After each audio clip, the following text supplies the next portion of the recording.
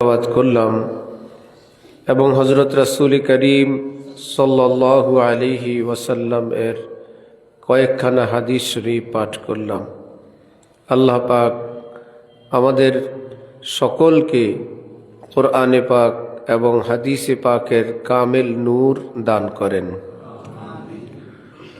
আমাদের সকলকে দ্বীনের সহি বুঝ হাসিল করার তৌফিক দান করেন। আমাদের জীবনের সমস্ত গুনাহ, আমাদের মা বাবা আপনজন প্রিয়জন সকলের গুনাহ মাফ করে দেন।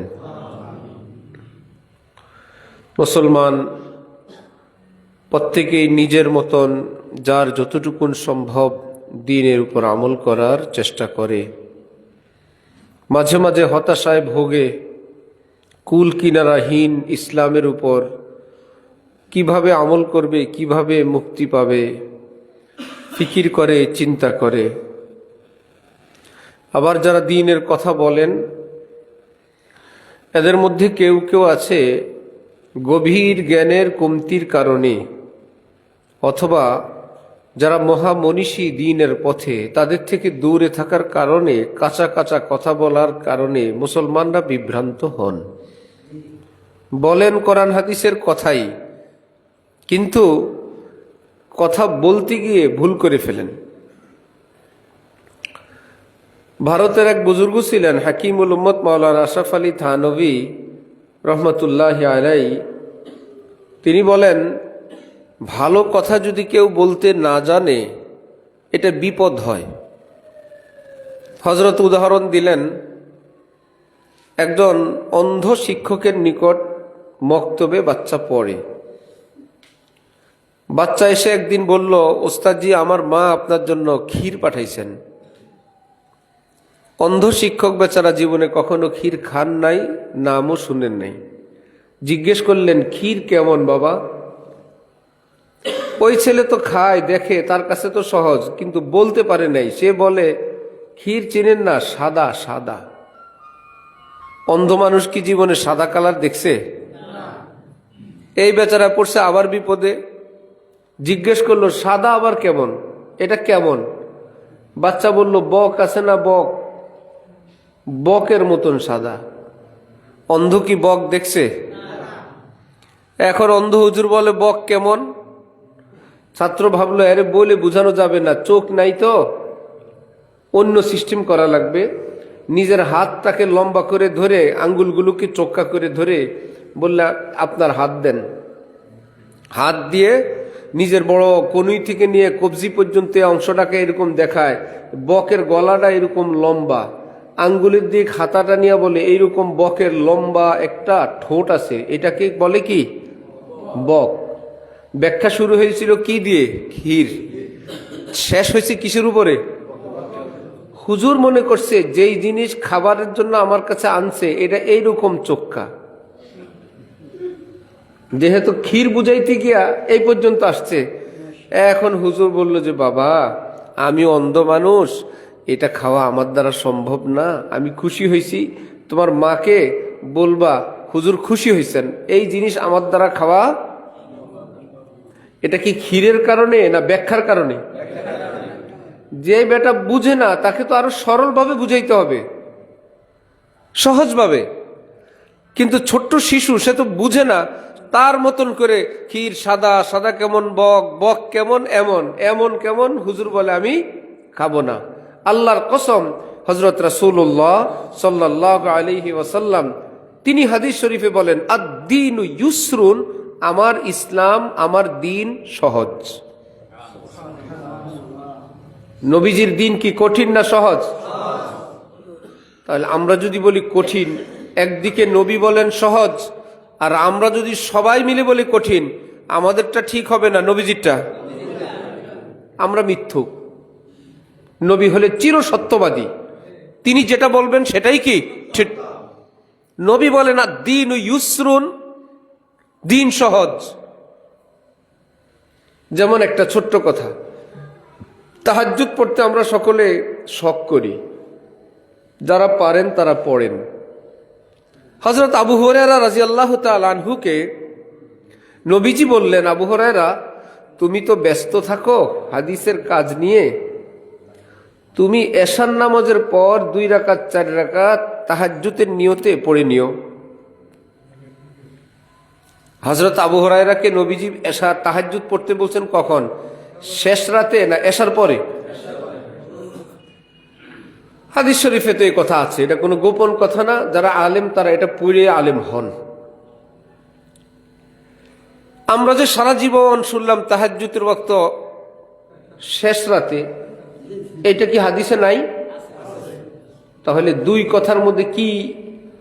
এলেম যখন গভীর হয় তখন সবটাকে একত্রিত করে ফয়সালা দেয়। জোহরের নামাজ পড়ি 1:30টায়, নামাজের ওয়াক্ত হয় কি 1:30টায় না 12টায়? 12টায়, 12টার আগে ওয়াক্ত হয়ে যায়। 12টায়, 12টার আগে কখনো, কিন্তু আমরা জামাত পড়ি সারা বছর 1:15টায়, 1:30টায়। কি ব্যাপার? হাদিস শরীফ আছে আবরিদু বিজ-যুহর ফাইন্না শিদ্দাতাল হাররি মিন ফাইহি জাহান্নাম। যোহরের নামাজ একটু বিলম্ব করে পড়ো, একটু ঠান্ডা করে পড়ো, টাটকা রোদের মধ্যে পড়ো না। এই দুপুরের রোদ, এটা জাহান্নামের একটা ভাব। এখন এক বেচারা বিমানে উঠবে, বাজে 1টা, জামাত 1:30টায়, বাজে 12:30, উনি ট্রেনে উঠবেন, বাসে উঠবেন। এখন ওনার জন্য কি নিয়ম? উনি 1:30টার অপেক্ষায় বসে থাকবেন না নামাজ পড়ে নেবেন? কিয়ামতের দিন কি উনি বেনামাজি হিসাবে উঠবেন না নামাজি? বাদ গেছে কি ওনার উন্নত ওয়াক্ত, সেটা বাদ গেছে, জোহর বাদ যায় নাই। স্পেশাল টাইম বাদ গেছে, জোহর। ঠিক হাদিসের কথা হইল তাহাজ্জুদের ওয়াক্ত শুরু হয় আমি আপনি যখন এশার নামাজ পড়ি তারপর থেকে। তাহাজ্জুদের ওয়াক্ত শুরু হয় আমাদের এশার নামাজের ওয়াক্তের পর থেকে। শেষ রাতে কি ওয়াক্ত হয় না স্পেশাল ওয়াক্ত? যত রাত গভীর হয় ওয়াক্ত তত স্পেশাল হয়, যত গভীর হয় তত স্পেশাল। খুঁজতে গিয়া স্পেশাল লোকাল দোনোটাই যদি হারান। এখন ইসলামের বিধান, যারা পারবে শেষ রাতে পড়বে, যাদের সাহস নাই, উঠতে পারে না, হযরত আবু হুরায়রাকে নবীজি যে প্রেসক্রিপশন দিছেন যে তোমার ব্যস্ততা আছে, এশার নামাজের পরে তুমি পড়ে নিও। কেউ যদি এশার ফরজ সুন্নতের পরে, বিতিরের আগে পড়া উত্তম। কেউ যদি বিতিরের পরেও 2 রাকাত 4 রাকাত পড়ে, বা বিতিরের আগে সুন্নতের পরে 2-4 রাকাত পড়ে নেয়, কিয়ামতের দিন আল্লাহ পাক তাকে তাহাজ্জুদ ওয়ালাদের সাথে উঠিয়ে দিবেন। এবার বলেন তো ইসলাম কঠিন না সহজ? মাগরিবের পরে আউয়াবিন কয় রাকাত? 6 রাকাত। কয় রাকাত? 6 রাকাত। তো আমরা মাগরিব পড়ি, সুন্নত পড়ি, অনেকে সুন্নতের পরেও 2 রাকাত পড়ে, আরো নফল 2 রাকাত পড়ে না? কমপক্ষে সুন্নত 2 রাকাত তো পড়েন। আবার যারা আরো 2 রাকাত পড়েন, আলেম ওলামারা বলে কারো যদি সময় থাকে, সাহস থাকে, সে সুন্নত 2 রাকাতের পরে যদি 6 রাকাত আউয়াবিন পড়ে, সে যেমন আউয়াবিনের সওয়াব পাবে। কেউ যদি সুন্নত সহ মোট 6 রাকাত পড়ে, আল্লাহ পাক তাকেও আউয়াবিন 6 রাকাতের সওয়াব দিয়ে দিবেন। কারণ হাদিসে যে আছে মাগরিবের পরে, এই মাগরিব দ্বারা উদ্দেশ্য মাগরিবের ফরজের পরে, মাগরিবের ফরজের পরে।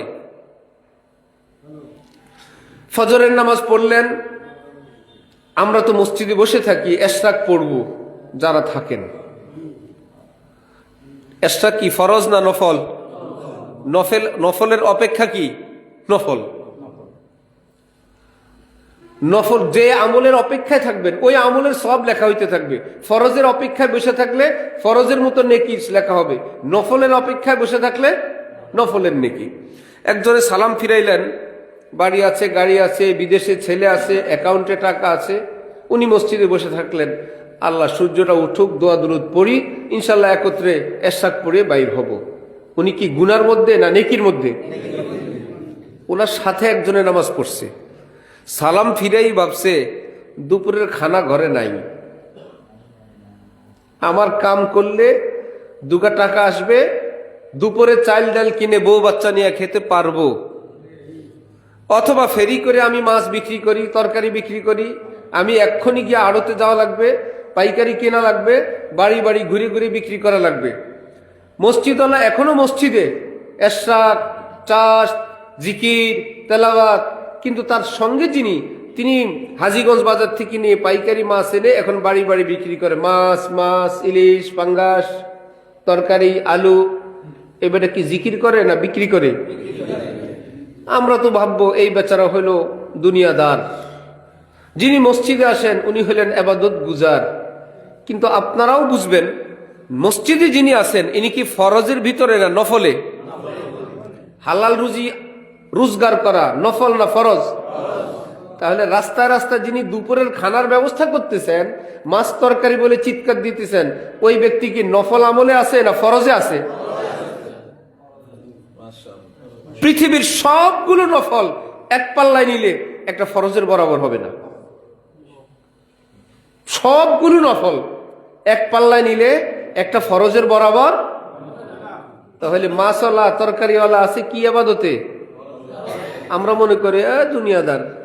ফেরেশতারা লিখতেছে ইবাদতে আছে। যদি হকের উপর থাকে, সত্যের উপর থাকে, হালালের উপর থাকে, ফরজে আছে, ফরজ ইবাদতে আছে, ফরজ ইবাদতে আছে।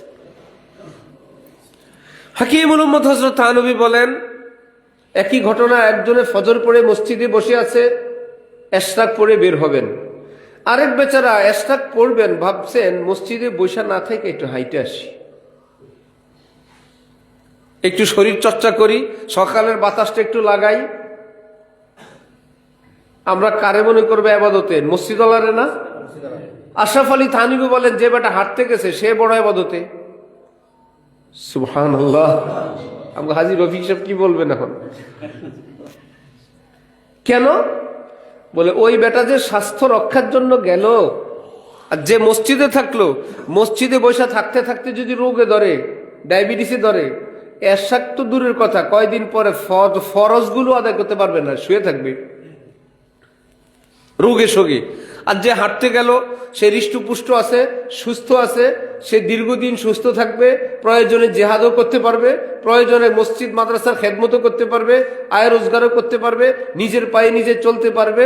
সুতরাং সুস্থতা রক্ষা করা, নিজের স্বাস্থ্যটাকে ভালো রাখা, এটা হাজার হাজার রাকাত নফলের চেয়ে বড় আমল। আমরা মনে করি কে মসজিদওয়ালা, আমি বসে আছি, আমি হইলাম শ্রেষ্ঠ দরবেশ, আল্লাহর ওলি। আরেক বেচারা হাঁটতেছে, পায়চারি করতেছে, আমি আছি মসজিদে, সে আছে দুবলা ঘাসের উপরে। কি ইসলামিক দৃষ্টিতে তোমার চেয়ে বড় আমলে। একটু পরে সে যখন দেখছে সূর্য উঠে গেছে, দুবলা বাদ দিয়ে মসজিদে চলে আসছে, যে তুমি বসে থাকছো আর আমি একটু শরীরটাকে ঠিকঠাক করে আসলাম, তুমিও পড়ো এশরাক, আমিও পড়বো। তুমি এতক্ষণ নফলই ছিলাম, আর আমি এতক্ষণ স্বাস্থ্য রক্ষায় ছিলাম, আমার স্বাস্থ্য রক্ষা বেশি বড় আমল। নবী বলেন, আল মুমিনুল কবিয়্যু খায়রুম মিনাল মুমিনিজ যায়ীফ। দুর্বল, মরা, আধা মরা মুমিনের চেয়ে সবল, সুস্থ, হৃষ্টপুষ্ট উম্মত আমার উত্তম উম্মত। নাকি ঈমান নিয়ে শুয়ে থাকা উত্তম? সব মুসলমান ঈমান নিয়ে ঘরে শুয়ে রয়েছে, কাফেররা বলে এটিরা যুদ্ধ করবো কি, একটা বেশকি দিলে তো মরে যাবে।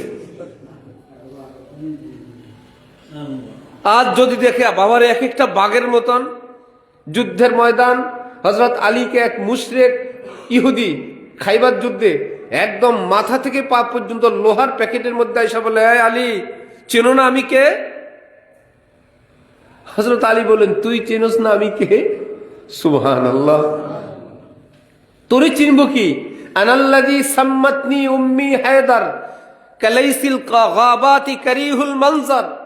আমি সেই আলী, মায়ের গর্ভ থেকে যেদিন আমি জন্মগ্রহণ করছিলাম, আমার মুখ দেখে মা বাঘ বলে চিৎকার দিয়ে উঠছে।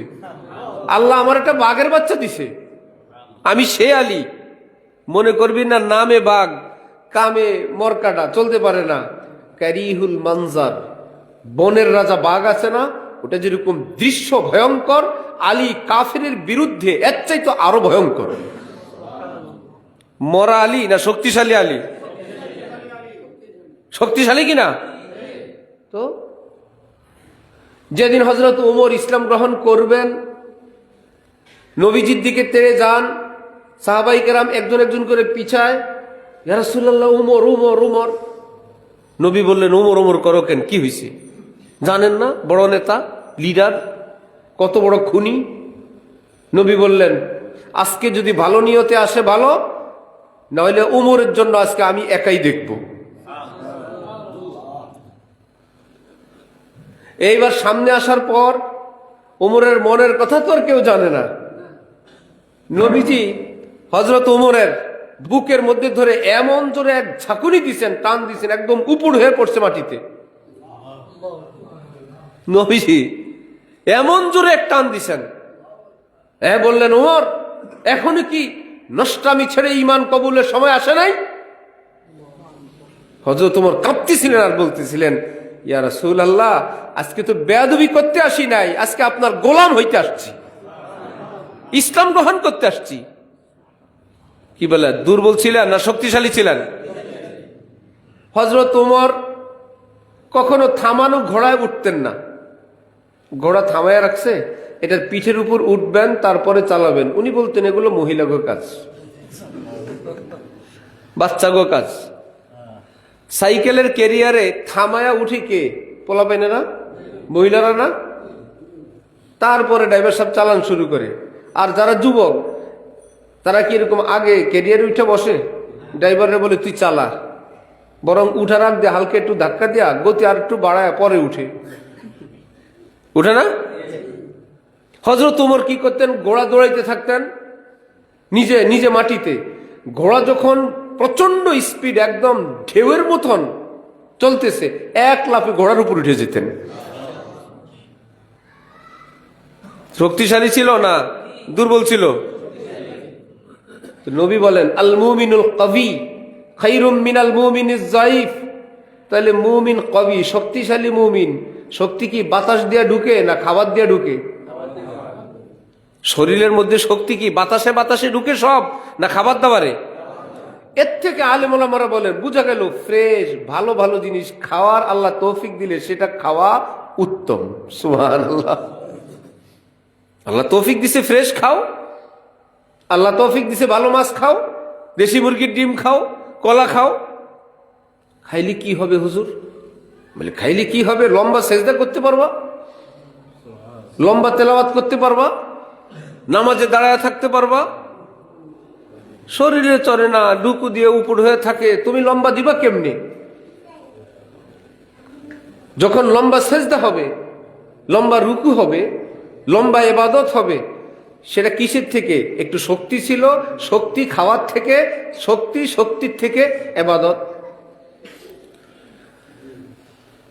চিশতিয়া, কাদরিয়া, নকশবন্দিয়া, সুহারওয়ার্দিয়া, 4 তরিকার পৃথিবী বিখ্যাত এক বুজুর্গ, ভারতবর্ষের আলেম মাওলানা আশরাফ আলী থানভী রহমতুল্লাহি আলাইহি বলেন, আলেম ওলামা পীর বুজুর্গ এদের দায়িত্ব ছিল মুসলমানদের থেকে হারাম ছুটানো।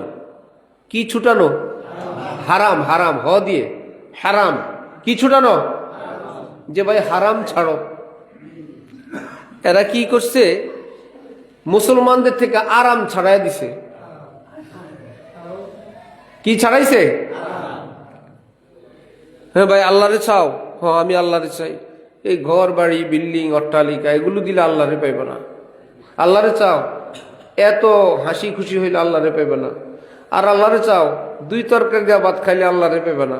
আল্লাহরে চাও, এত বেশভূষা সুন্দর জামা দিলে আল্লাহরে পাইবে না। এই বেটা ভাবছে আল্লাহরে পাইতে হইলে আমার জঙ্গলে যাওয়ান ছাড়া কোনো উপায় নেই। হাসে না, রসে না, কথা বলে না, গোসল করে না, ভালো জামা গায়ে দেয় না, ভালো পয়সা করি, সব দুনিয়া। উনি আল্লাহরে পাইতে চায়, কিন্তু জবান এখনো ঠিক হয়নি। সব আরাম ছাড়ছে, কিন্তু ভাষা এখনো কি হয় নাই? ঠিক হয় নাই। নজর এখনো ঠিক হয় নাই, এখনো পর্দা করার তৌফিক হয় না, ঘরের মানুষের সঙ্গে ভালো ব্যবহারের তৌফিক হয় না। বাবা মারা গেছে কবে, বোনের হক এখনো দেয় নাই। বোনের হক দিবি কি? ফুফুর হক এখনো পায় নাই, ফুফুর এখনো পায় নাই। মাঝে মাঝে পোড়া মারে, বোনেরা মাঝে মাঝে একটু ইশারা ইঙ্গিত দেয়, কিন্তু উনি সব আরাম ছাড়ছেন, হারাম ছাড়ে নাই। আমি কি আপনাদেরকে বুঝাইতে পারি কথাটা? কি ছাড়ছে? আরাম। কি ছাড়ে নাই? হারাম। বেপরদাও করে, মিথ্যাও বলে, গালিও দেয়, ঘরের মানুষের সঙ্গে দুর্ব্যবহার করে, মানুষের সঙ্গে একদম খিটখিটে কথা বলে। নবীজি কি খিটখিটে কথা বলতেন না নরম নরম? কোরআন শরীফ আল্লাহ পাক বলেন, ফাবিমা রাহমাতিম মিনাল্লাহি লিনতা লাহুম। আল্লাহর রহমতে আপনার ভাষা কত কোমল, কত নরম, আপনার কথা শুনলে মানুষ পাগল হয়ে যায়। ওয়ালাউ কুনতা ফাজ্জান গালিজাল কলব লানফাযু মিন হাওলিক। আপনি যদি শক্ত ভাষার মানুষ হইতেন, কর্কশ কথা বলতেন, আপনাকে যারা ঘিরে রাখে কেউ থাকতো না, সব চলে যেত। এতে বোঝা যায় নবীজির ভাষা শক্ত ছিল না নরম। বা ঘরের মানুষের সঙ্গে শক্ত, বাচ্চাদের সঙ্গে শক্ত, ওয়াদা খেলাপ, নজর খারাপ, টিভি ডিশ বেসিয়ার এখানে ওখানে। কিন্তু আল্লাহর ওলি হওয়ার জন্য উনি ভালো একখান জামা গায়ে দেয় না, ঠিক মতো মেসওয়াক, ব্রাশ, টুথপেস্ট ব্যবহার করে না, জামা ইস্ত্রি করে না, ভালো খায় না, লয় না। উনি আল্লাহর ওলি হবেন, এই জন্য সব আরাম ছাড়ছে, হারাম ছাড়ে নেই। ওলি আল্লাহ হবে? এক দুষ্ট পীরের মুরিদ আছে না সমাজে? উদ্দেশ্য হইল পেট, উদ্দেশ্য হইল মুরিদের সংখ্যা আর মুরিদের পকেট। এইরকম এক দুষ্ট পীরের মুরিদ, বুড়া মুরিদ আমাকে বলে কথায় কথা, আমি বললাম কত নম্বর সবক চলে? বলল শেষটা দিয়ে দিছে। বলল আর বাকি জীবন আপনার এই সবকেই যাইব। তার মানে উনি কি জুনিয়র না সিনিয়র? সব জিকির আজকার 100 বার, 200 বার, 500 বার, ইল্লাল্লাহ, আল্লাহ আল্লাহ সব মাথায় এখন পীরের কাছে যা ছিল সব দিয়ে দিছে। এই মুরিদ আমারে বলে কি, 10-12 বছর আগে হজে গেছিলাম, বলে এই যে বিমান বালাগুলো মনে হয় যেন এক মায়ের সন্তান মেয়েগুলো। শুনছেন? মনে হয় যেন এক মায়ের সন্তান, আমার না না না না কয়ে জান দিয়ে দিছে। 12 বছর আগের নাতিনগো কথা নানা এখনো ভুলতে পারে নাই। ওই নাতিনগোরে দেখা কি ওনার জন্য জায়েজ ছিল না হারাম? পিসাবের সবক কি 1 নম্বর চলে না শেষ নম্বর? এই ব্যক্তি যদি হায়াত পায় 1000 বছর, এইরকম পীরের ওজিফা পালন করে, নফল, এশরাক, আউয়াবিন, তাহাজ্জুদ, পাগড়ি, বুজুর্গি যা আছে সব, আর একটা গুনাহে কবিরার মধ্যে থাকে, হয়তো পর্দা করে না, অথবা ওয়াদা ঠিক রাখে না, অথবা জুলুম করে, অথবা হারাম কামায়, যার যেটা একটা গুনাহের মধ্যে যদি থাকে, ইসলামের ভাষায় এই লোক আল্লাহর ওলি হইতে পারবে না। আরেক বেচারা এত এশরাক, আউয়াবিন, তাহাজ্জুদ পড়ে না, লম্বা জামারও টাইম নাই, তসবিহ হাতে নেওয়ার টাইম নাই, কিন্তু লোকটা গুনাহ করে না, খায় লয় ফিটফাট, স্পেশাল জামা কাপড়, ভালো বাড়ি গাড়ি, পরিষ্কার পরিচ্ছন্ন, কিন্তু লোকটা কি করে না? গুনাহ করে না, হারাম কাজ করে না। কোরআন শরীফ আল্লাহ পাক বলেন, ইন আউলিয়াউহু ইল্লাল মুত্তাকুন। যারা গুনাহ করে না এরা সাধারণ মুমিন না, এরা সবাই আমি আল্লাহর ওলি। তাহলে ইসলামের শিক্ষা কি? আরাম ছাড়া না হারাম ছাড়া? হারাম ছাড়া। আর আমরা কি ছাড়ি? আমরা ছাড়ি আরাম। আসলে ছাড়ার দরকার কি? হারাম। এর মধ্যে আবার কিছু বিভ্রান্তি আছে। আগের যুগের বই পুস্তকে কিছু ছাড়াছাড়ির কথা আছে।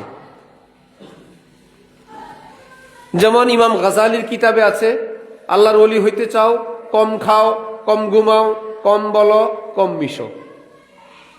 কয়টা কম? 4টা। কম খাও, কম ঘুমাও, কম বলো, কম মিশো, মানুষের সঙ্গে এত মেশামেশি কম, যদি আল্লাহর ওলি হইতে চাও। হাজী আমদাদুল্লাহ মুহাজির মক্কি বলেন, প্রেসক্রিপশন এটা কত বছর বয়সের, ওইটা দেখে ওষুধ খায়েন। ছোটকালের প্রেসক্রিপশনে বুড়াকালে কাজ হবে না। হবে? প্রেসক্রিপশনের তারিখও তো দেখা চাই। ইমাম গাজালি যখন এই প্রেসক্রিপশন দিছেন উম্মতকে, ওই সময়ের মানুষের শরীরে হাতির মতন শক্তি। থাপ্পড় দিলে 3 মাইল দূরে ঘুরে পড়ে গিয়া, এমন শক্তি।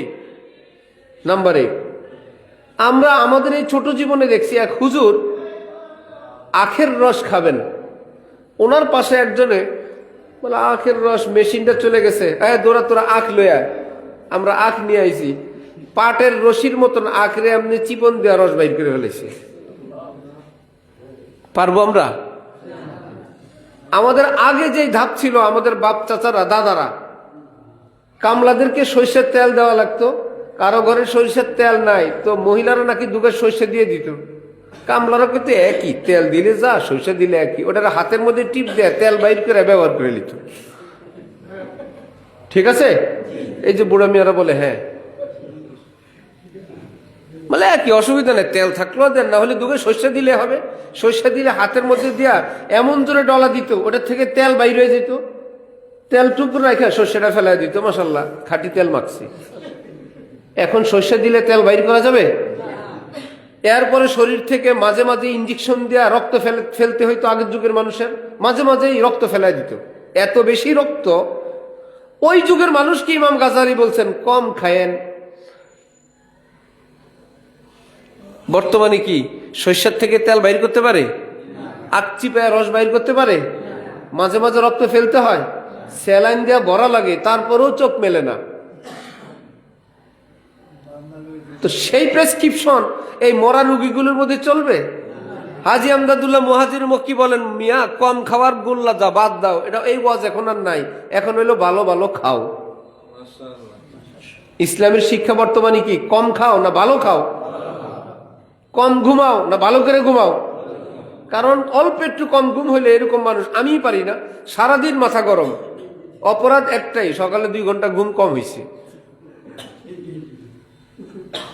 আবার কিছু কিছু মানুষ আছে আল্লাহর রহমতে, এদের কোনো 19-20 নেই, ঘুমাইলেও তা না ঘুমাইলেও তা, অল্প একটু দেরিতে ঘুমাইলে, একটু কম ঘুম হইলে, এটা যতক্ষণ না এটার কাজা আদায় হবে তার আগ পর্যন্ত মাথা গরম। তো আগের যুগের হিসাব আর আমাদের দুর্বলদের হিসাব এক না বেশ কম? ঔষধও বেশ কম, রুগী বেশ কম, ট্যাবলেটও বেশ কম। হাজী আমদাদুল্লাহ মুহাজিরে মক্কি হাকিমুল উম্মাত আশরাফ আলী থানভী বলেন, সুতরাং আল্লাহওয়ালা হওয়ার জন্য আগের যুগের যে প্রেসক্রিপশন ছিল কম খাও, ওটা লাল দাগ, বেশি করে ভালো খাও। কম ঘুমাও, ওটা লাল দাগ, কমপক্ষে 6 থেকে 8 ঘন্টা ঘুমাও। বাকি 2টা আড্ডাবাজি কম করো, কথা কম বলো, ওকে এখনো আছে। পাশাপাশি কি না করো? গুনাহ না করো। ভালো খাও, খাও বহুত, উসসে খুব খাও, কাম ভি উসসে খুব লো।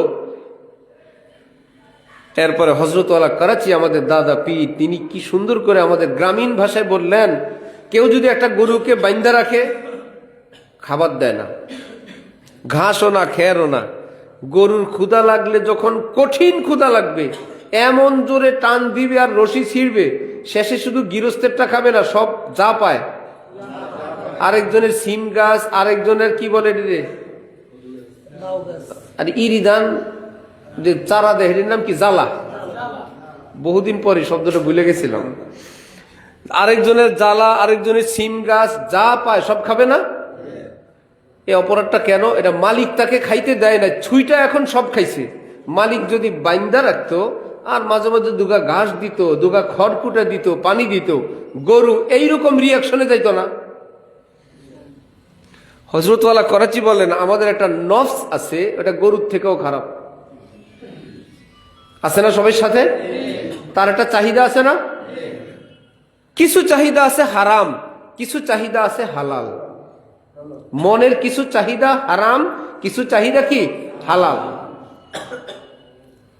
আপনি মাহফিলে আসছেন, বাজারে গেছেন, পকেটেও টাকা আছে, একটু ক্ষুধাও আছে, এত সুন্দর সিদ্ধ ডিমের ধোয়া উড়ে মন চাইলো একটা সিদ্ধ ডিম খাই। এখন কি মনের বিরোধিতা করা লাগবে? হযরত বলেন খাও। মন একটা ডিম খাইতে চাইছে, খাও, লবণ টবণ দিয়ে, মশলা দিয়ে। দেখলে চিতই পিঠা বানায়, ভাপা পিঠা বানায় মশলা দিয়ে, ক্ষুধা আছে, টাকা আছে, এক পাশে বসে খাও। তাহলে কি দিলা নফসেরে? হারাম দিলা না হালাল দিলা? একটু পরে নফসা যাওয়ার সময় এক জায়গায় একটু টেলিভিশন চলে, সিনেমা চলে, কোনো নাটক চলে, মনের থেকে আওয়াজ হইল একটু দেখো, বললো খবরদার, একদম ফাটায় ফেলবো।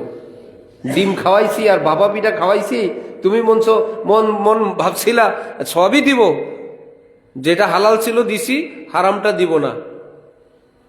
নফস বলবে না, লোকটা পুরা খারাপ না, কিছু দেয় কিছু দেয় না, কিছু তো দিছে। স্ত্রী বললো আমার জন্য একটা ভালো 3 পিস আনেন, আচ্ছা নাও। আমার জন্য 2টা চুড়ি আইনেন, আচ্ছা নাও। আমার জন্য একটা সুন্দর লিপ লাইনার আইনেন, লিপস্টিক আইনেন, আচ্ছা নাও।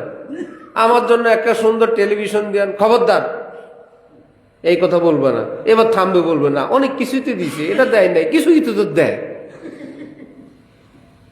বলবেই না। আমার একটু বাবার বাড়ি নিয়ে যান, চলো। আমার বোনের বাড়ি নিয়ে যান, চলো। আমার একটু সুন্দর, যেখানে বেপর্দা অশ্লীলতা নাই, ঘরে আর ভালো লাগে না, একটু নদীর পাড়ি গিয়ে একটু বাতাস বুতাস খাই, চলো, কোনো গুণা নেই। এইরকম চলো চলো বলতে গা স্ত্রী ভাবছিল এখন যা চাই তাই পাবো, আমার একটু সিনেমা দেখাইতে নেন, খবরদার, একদম ফাটাই ফেলবো। সে বাচ্চারি বলবো না আমার ভুল হয়ে গেছে, কত জায়গায় তো নিছে আমাকে। হযরত বলেন মানবিক একটা চাহিদা, পরিবেশগত একটা চাহিদা, বয়সের একটা চাহিদা আছে। এই চাহিদাগুলোর মধ্যে যেগুলো হালাল জায়েজ, এটা তাকে দাও, দিয়ে তাকে বুঝাও এইটুকুন শরীয়তে আছে তোকে দিলাম, হারামটা দিব না। তাহলে দেখবা গরু যেরকম ছুঁইটা সব খায়, তোমার থেকে নফস ছুঁইটা তোমার দ্বারা গুনাহ করাবে না।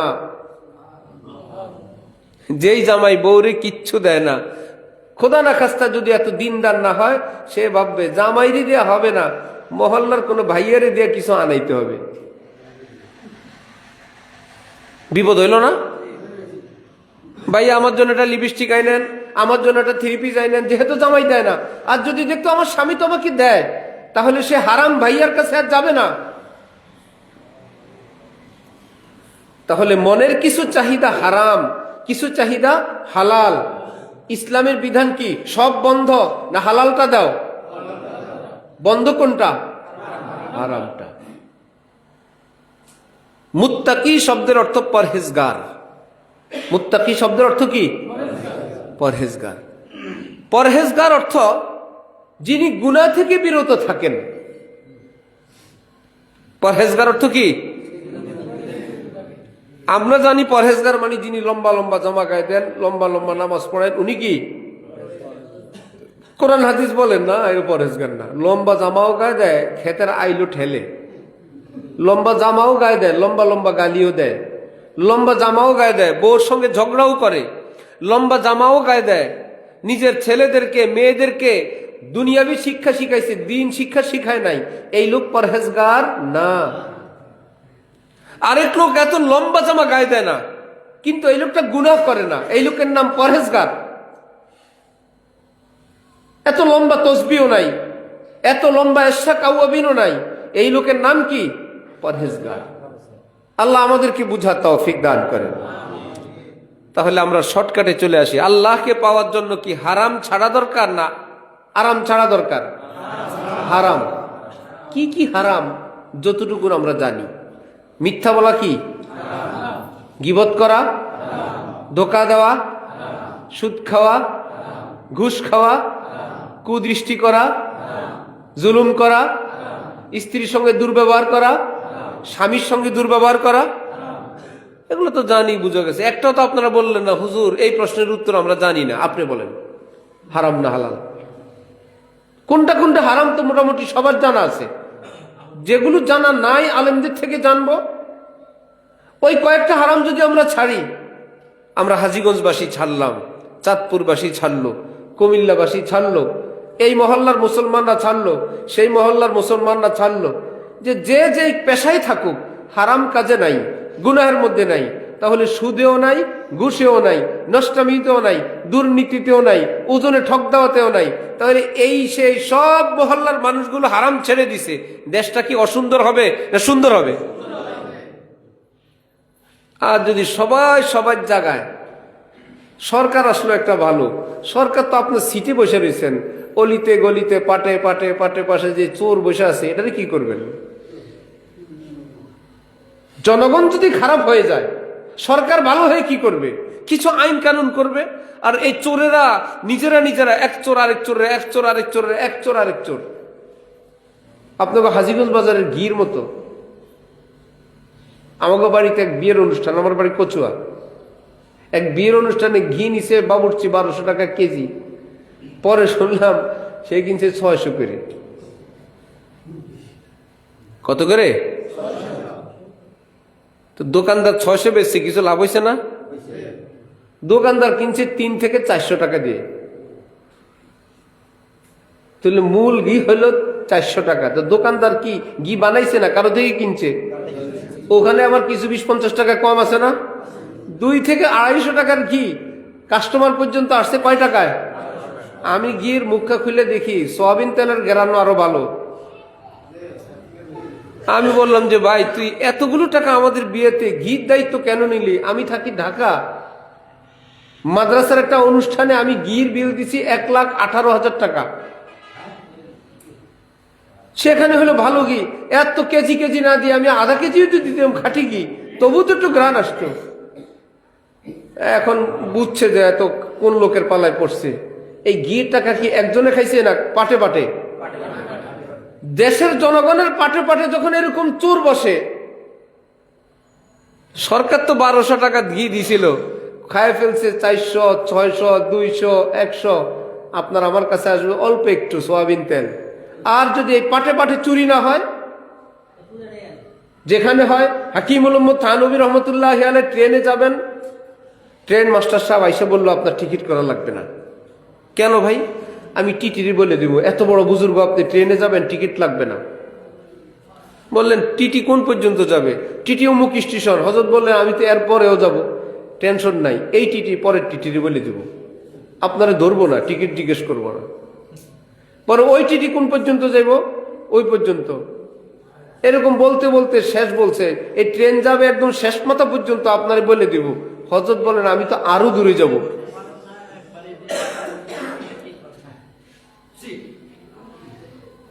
কেমন? বললেন আমি তো আরো দূরে যাব। বললেন আর দূরে যাবেন কই? বললেন আমার আরেকটা স্টেশন আছে কবর, আরেকটা স্টেশন আছে হাসর। ওই 2 জায়গায় বলার কোন লোক আছে? টিকিট মাস্টার সাহেব বলে এমন কোনো কথা তো পাই নাই, কত মানুষের উপকার করে দিলাম। বলে আরে মেইন টিকিটের চেকিং তো হবে কবরে আর হাসরে। পুরা দেশের জনগণের টাকায়, সরকারি টাকায় ট্রেন চলে। এই টাকা মেরে যদি আমি আজকে যাই, আপনি না এখানে 1-2 জায়গায় বাঁচায় দিলেন। এই বেয়াদব কত বড়, গেট বরাবর কথা বলে দাঁড়ায়।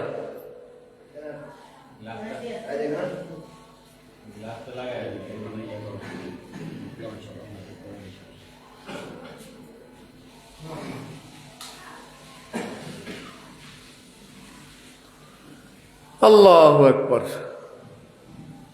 বললেন আমি তো আরো দূরে যাব। সেই গন্তব্য পর্যন্ত আমার বলার কে? এই বেচারা কেঁপে উঠছে, হুজুর আপনারাই হক্কানি আল্লাহওয়ালা, আপনাদের জন্যই পৃথিবীটা এখনো আছে। এরকম যদি হয়, আমাদের মেম্বার সাহেব, আমাদের চেয়ারম্যান সাহেব ভিডিও করবেন না।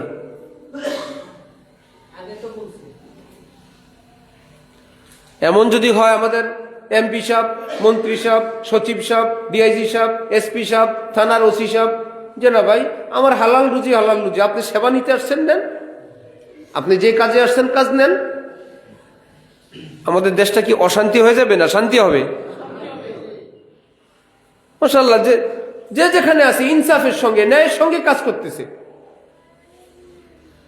কিন্তু আমরা এখন যে অফিসেই যাই, যে মন্ত্রণালয়ে যাই, মনে হয় যেন কতগুলো ঘুষখোরের সিরিয়ালে পড়লাম। কোন টেবিলে কত দিতে হবে, দেওয়ার পর হাসর কি হবে জানা নাই। যে এটা বুঝে না তার নাম বলদ, তার নাম বোকা, কিচ্ছু বুঝে না, অফিসের নিয়মই জানে না, অফিসের নিয়ম জানে না। কি নিয়ম জানে না? সবই তো জানে, টেবিলে টেবিলে কেমনে টাকা দিতে হয় এটা জানে না। এর মধ্যে মুসলমানও আছে, হজ করা লোক আছে, ছেলে মেয়ে মাদ্রাসায় পড়ে এরকম লোক আছে, বাড়িতে মসজিদ দিছে এরকম লোক আছে। আবার বলে আমার ছেলে মাদ্রাসায় পড়ে, কোন টেনশন নাই, এমনি খরচ বাবদ কিছু পাঠিয়ে দিয়েন। বিকাশে দিলেও হবে। হুজুর আপনারা মাদ্রাসার লোক, অসুবিধা নাই, আমার ছেলেও মাদ্রাসায় পড়ে। তার মানে আমাদের কোনো হুশ ঘুষ নাই, হালাল হারামের কোনো বিচার নাই। এমন এক জগতে আসছি মনে হয় যেন যে দুনিয়া যেরকম জোরে চলে, গায়ের জোরে চলে, আল্লাহর রহমতে কি গায়ের জোরে চলে? জান্নাতের টিকিটও কি গায়ের জোরে চলে? সেখানে তো বিনয়, সেখানে তো সারেন্ডার, সেখানে তো হক, সেখানে তো হালাল। আল্লাহ আমাদেরকে, মুসলমানদেরকে দিনের সহি বুঝ দান করেন। আমি একখানা হাদিস শরীফ পড়ছিলাম, নিয়ত করছিলাম দুই ধরনের দুইটা কথা বলবো আজকের বয়ানের। সেটা বলার আগে অন্যান্য কথা হয়ে গেছে। দুইটা কথার একটা কথা, কেউ যদি চান আমাকে এই মুহূর্তে আমার আল্লাহ স্মরণ করুক, আমরা চাই না? সব সময় মনে আসে না, ব্যস্ত থাকি, কাজে থাকি, মাঝে মাঝে তো মনে হয় এই মুহূর্তে যদি আল্লাহ আল্লাহর আরো যদি আমার কথাটা বলতেন। কোরআন শরীফে আল্লাহ পাক বলেন, তুই যদি আমার নাম নাও আমি তোমার নাম নিব। ফাজকুরুনি আযকুরুকুম, তোমরা আমাকে স্মরণ করো আমিও তোমাদেরকে স্মরণ করব। তাহলে আমি আপনি যদি বলি আল্লাহ, বলি তো আল্লাহ আল্লাহ, আল্লাহর ওয়াদা অনুযায়ী আল্লাহ বলেন, তোরা যেই মজমায় আমাকে স্মরণ করলি এর চাইতে ভালো মজমা বানাবো তোদের নাম বলার জন্য। একটা কথা। তাহলে আল্লাহর কাছে আমাদের স্মরণ করানোর জন্য সহজ ব্যবস্থা আল্লাহর জিকির। এবার লা ইলাহা ইল্লাল্লাহ, আল্লাহ, সুবহানাল্লাহ, আলহামদুলিল্লাহ, লা ইলাহা ইল্লাল্লাহ, আল্লাহু আকবার, যার যেটা মনে পড়ে। হযরত সুলাইমান নবী শূন্যে উঠতে পারতেন, তখতে সুলাইমানি দিয়ে হেলিকপ্টার, বিনা মোটরেই ওনার হেলিকপ্টার, মসনদে বসে থাকতেন, উঠতে থাকতেন। একজন মুরব্বী নিচে বসে দেখলেন, দাঁড়ায় দেখলেন যে এরকম শূন্যের মধ্যে উড়ে, চিনতে পারছেন, বললেন আল্লাহ, দাউদ নবীর ছেলে সুলাইমানকে আল্লাহ পাক কি ক্ষমতা দিছেন, সুবহানাল্লাহ। হযরত সুলাইমান ওখানে বসে বাতাসকে বললেন, আল্লাহ ওনার বাতাস অধীন করে দিয়েছেন, বাতাসকে বললেন, এই বাতাস যাও তো নিচে, এই বরাবর কে আছে তাকে নিয়ে আসো। বাতাস মুরব্বীকে ধরে নিয়ে গেছেন হযরত সুলাইমান আলাইহিস সালামের কাছে। সুলাইমান আলাইহিস সালাম বললেন, আপনি একটু আগে কি বলছিলেন? বললেন, না হুজুর, আমি আপনার নামে কোনো খারাপ কথা বলি নাই, কিছু বলি নাই হুজুর। ভয় পাইছে, যা বলছেন সেটাই বলেন। হুজুর, আমি শুধু বলছি দাউদ নবীর ছেলে সুলাইমানকে আল্লাহ পাক কত বড় ক্ষমতা দিছে, সুবহানাল্লাহ। আপনি সুবহানাল্লাহ বলছিলেন, আমি তো সেটাই খুঁজি। আপনার সুবহানাল্লাহ এই জমিন থেকে যখন আসমানের দিকে যায় আল্লাহর কাছে, সেটার ধাক্কায় আমার মসনদ কাঁপতেছিল। আমি তো ভাবতেছিলাম কে কি আমল করলো জমিনে। বাবা, আপনি জানেন আমি যে শূন্যে উড়ি এই মসনদে, এইরকম হাজার হাজার মসনদের চেয়ে, এই বড় চেয়ারের চেয়ে একটা সুবহানাল্লাহর দাম অনেক বেশি। আপনি আমাকে নিয়ে অবাক হন, আর বড় জিনিস তো আপনার হাতে, আপনি তো সুবহানাল্লাহ বলা।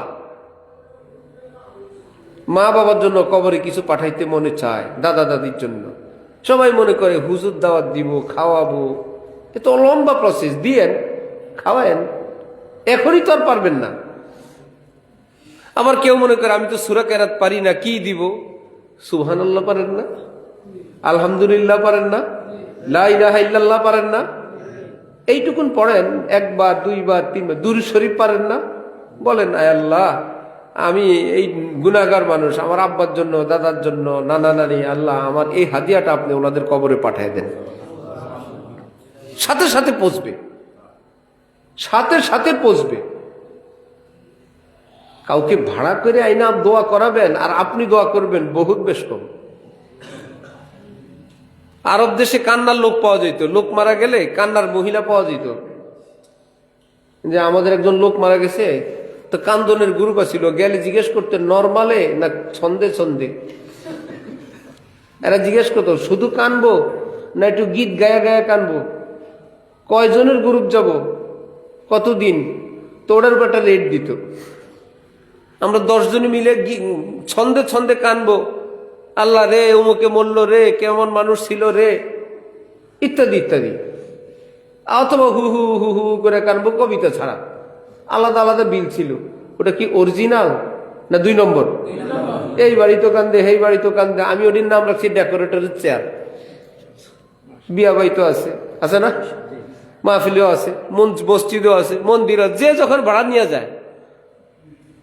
আর সন্তানের কান্না, আত্মীয়র কান্না একরকম না, বেশ কম আছে? হ্যাঁ, হক্কানি আলেম ওলামাদের কি দোয়া করাবেন? আমি গুনাহগার মানুষ, আমার দোয়া কি যাবে? আমি একজন আলেম কি দিয়ে দোয়া করাই? ওকে, খুব ঠিক আছে। কিন্তু সন্তানের বুকে যেই ব্যথা, যে আগুন, এটা পৃথিবীর কারো কাছে নাই। সে আগুন সহ আল্লাহরে বলেন, আল্লাহ এই 10টা সুবহানাল্লাহ। আরো মজার খবর হইল, আপনি যদি সুবহানাল্লাহ 10 বার, আলহামদুলিল্লাহ 10 বার, অথবা যতবার হোক, এটা পড়ে আপনি যদি বলেন আল্লাহ আব্বারেও দিয়েন, আম্মারেও দিয়েন, দাদা দাদি, নানা নানি, 6 জন হইল না? তাহলে সবটা কয় ভাগ হবে? 6 ভাগ না? আল্লাহ বলে কোনো ভাগ টাগ নাই, সবাইরে পুরা পুরা।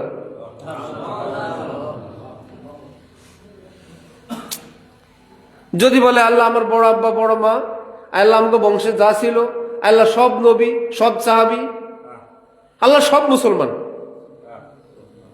এখন তো একজনের বাগে আর কতটুক পড়বে? আল্লাহ বলে কতটুক না, পুরা পুরা সবাইকে। এটার মেসাল মুরব্বীরা একটু কম বুঝলেও বুঝবেন সবাই। এখন মোবাইলের যে মেসেজ আমরা লিখি, লেখা যার কাছে পাঠাই, মেসেজটা যায়, কিন্তু যে লেখে, যে পাঠায়, তার মোবাইল থেকে কি নাই হয়ে যায় না থাকে? এই বেটা যদি এটা 10 জনের কাছে পাঠায়, 10 ভাগের 1 ভাগ যায় না, পুরাটাই যায় নিজের কাছে, পুরাটাই রয়েছে। যদি 1000 মানুষের কাছে পাঠায়, 1000 জনের কাছে অল্প অল্প যায় না, পুরাটাই যায় নিজের কাছে, পুরাটাই রয়েছে। হাদিস শরীফে নবী বলেন, তুই আমল করলা, পুরা সব তুমি পাইবা। যদি কাউকে সেন্ড করতে চাও, তুমি মার্ক করো কাকে কাকে দিবা, শুধু নিয়ত করবা আল্লাহ পাক তোমার কাছে যা আছে ওই পরিমাণ সওয়াব যার যার নাম বলবা সবাইকে পাঠাবেন, তোমারটা পুরোটা থেকে যাবে, কোনো কমাকমি নেই। তাহলে একটু সূরা কেরাত পড়ে হোক, দুরূদ শরীফ পড়ে হোক, আল্লাহ পাকে জিকির করে হোক, আমরা আমাদের মা বাবা মুরব্বীদের জন্য দোয়া করব কি বছরে একবার না সব সময়? এক উসিলা আল্লাহ পাকে জিকিরও হবে। আল্লাহ আমাদেরকে তৌফিক দান করেন। তাহলে আল্লাহ আমাদেরকে স্মরণ করুক, এটার জন্য আমল হইল জিকির। দ্বিতীয় কথা, নবীর রওজায় আমার কথা স্মরণ হোক, কে না চায়? নবীজি বলেন, দুরূদ শরীফ পড়বা, ফেরেশতা আনবে, তোমার নাম, তোমার বাবার নাম, তোমার এলাকার নাম বলবে, আর আমাকে বলবে এতবারের দুরূদ শরীফ আপনার উম্মত আপনার জন্য পাঠাইছে। সাথে সাথে কয়বার আমরা হজ যেতে পারি, উমরা যেতে পারি, গেলে আর কয়বারই নবীজির সামনে যেতে পারি, সালাম পেশ করব। তিনি তো রওজা শরীফে বা হায়াত, তিনি তো জিন্দা, তাকে সালাম করলে তিনি নিজ কান মোবারকে শুনেন, জবান মোবারক দিয়ে উত্তর দান করেন। কিন্তু যেতে তো পারি না। নবীজি বলেন ব্যবস্থা আছে, দুরূদ শরীফ পড়ো, ফেরেশতা তোমার পক্ষ থেকে আমার কাছে আনবে।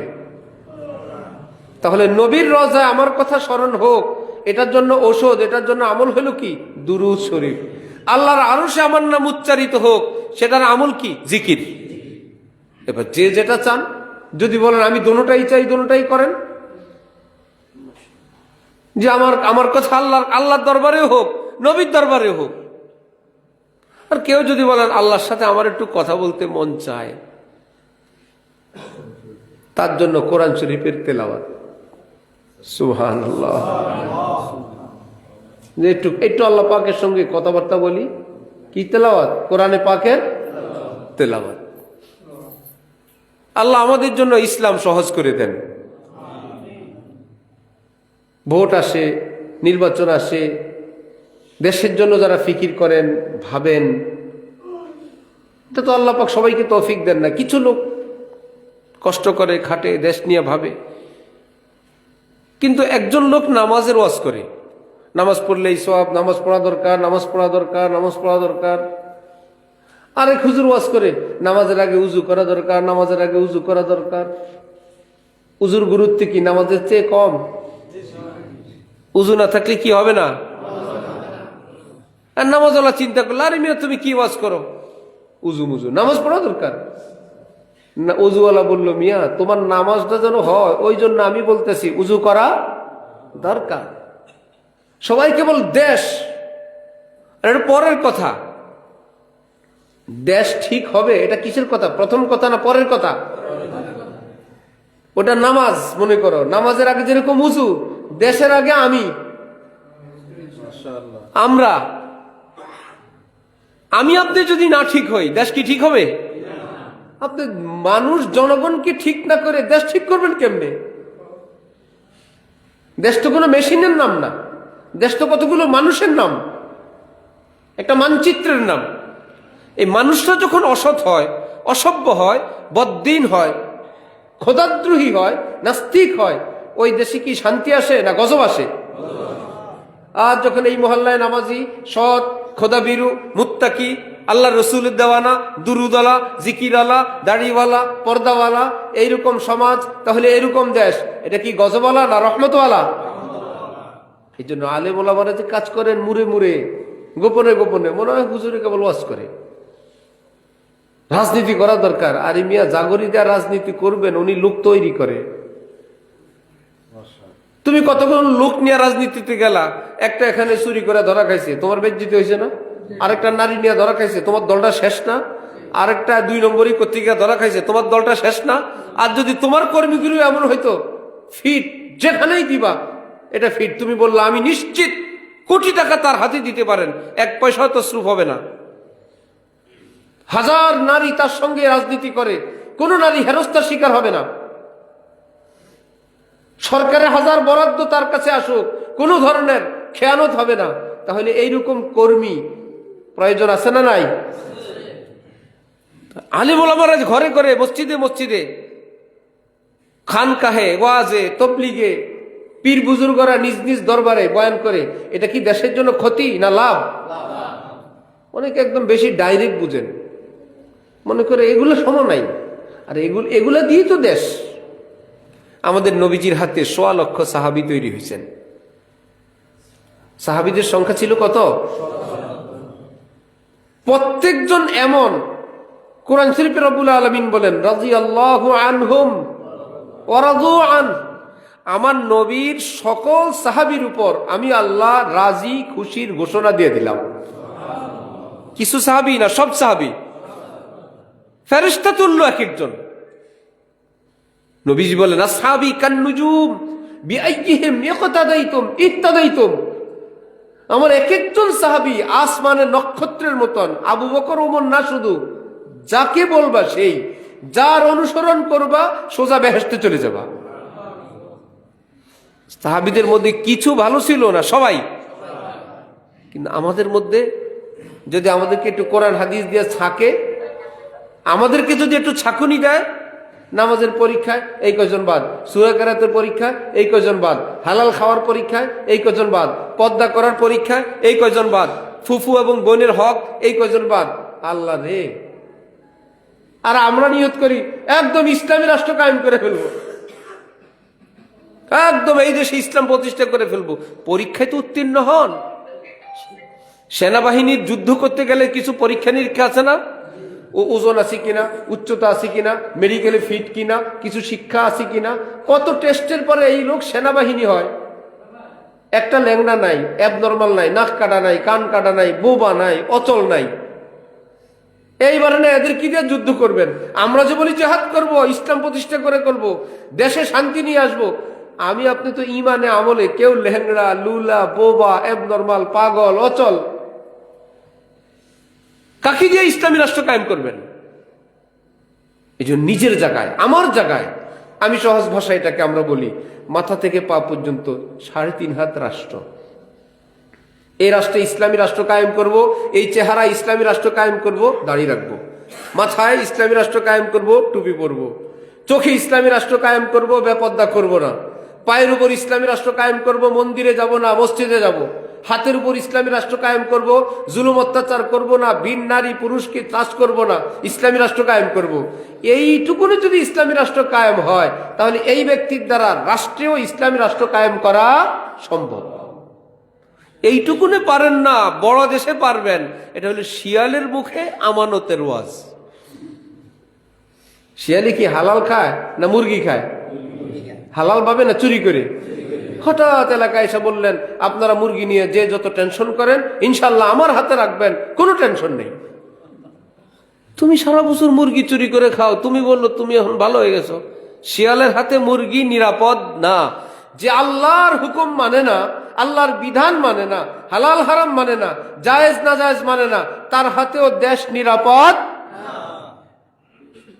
আগে তুমি আল্লাহর কাছে ভালো এটা দেখাও, আমাদের কাছে ভালো হয়ে লাভ কি? এই জন্য কেউ ক্ষমতায় আসবে, কেউ যাবে, কত কিছু হবে। কই মরতা কই জিতা হি রাহা, ইশক আপনা কাম করতা হি রাখা। আমরা যে যেখানে আছি, দল করি, পার্টি করি, গ্রুপ করি, এটা আপনার ব্যাপার। কিন্তু দিনদার হওয়া, নামাজি হওয়া, এটা কি কারো পার্সোনাল ব্যাপার না আমাদের সবার ব্যাপার?